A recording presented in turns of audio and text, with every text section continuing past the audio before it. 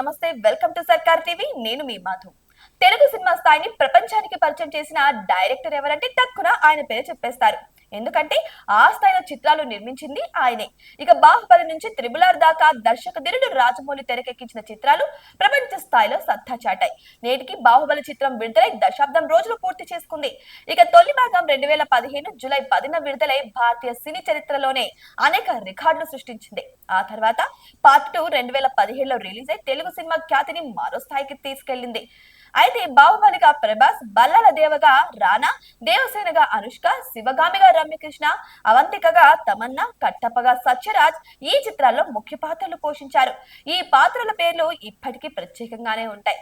ఇక ఎంఎం కీరవాణి సంగీతం ఈ సినిమాని మరో స్థాయికి తీసుకెళ్లింది. ఇక విజయేంద్ర ప్రసాద్ కథ అందించారు. ఆర్కే మీడియా వర్క్స్ పతాకంపై ఈ సినిమాను శోభు యార్లగడ్డ, దేవినేని ప్రసాద్ 180 కోట్లకు పైగా బడ్జెట్ నిర్మించగా బాక్స్ ఆఫీస్ వద్ద 650 కోట్లకు పైగా కలెక్షన్స్ ను కూడా సాధించింది.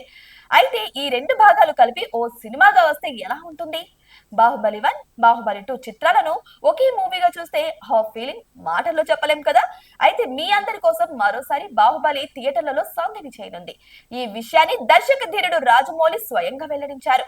బాహుబలి ది ఎపిక్ పేరుతో రెండు భాగాలను కలిపి ఓ సినిమాను రిలీజ్ చేయనున్నట్లు ప్రకటించారు. ఈ సినిమాని అక్టోబర్ 31న ప్రేక్షకుల ముందుకు తీసుకున్నట్టు కూడా ఆ డైరెక్టర్ వెల్లడించారు. ఇక ఏదేమైనా సరే రాజమౌళి తన ట్వీట్ లో రాస్తూ బాహుబలి అనేక ప్రయాణాలకు నాంది, లెక్కలేనన్ని జ్ఞాపకాలు, అంతులేని ప్రేరణ. అప్పుడే 10 సంవత్సరాలు పూర్తయిపోయింది. రెండు భాగాలను కలిపి సంయుక్త చిత్రంగా బాహుబలి ది ఎపిక్ పేరుతో ఈ ప్రత్యేక మైలురాయిల్ని గుర్తు చేసుకుంటున్నా.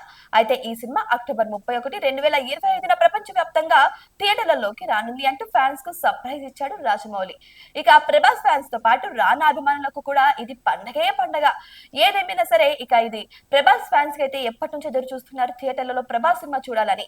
మరి ఇప్పుడు ఇది రిలీజ్ అవ్వడం కూడా ప్రభాస్ ఫ్యాన్స్ కి ఇది పండగనే చెప్పొచ్చు.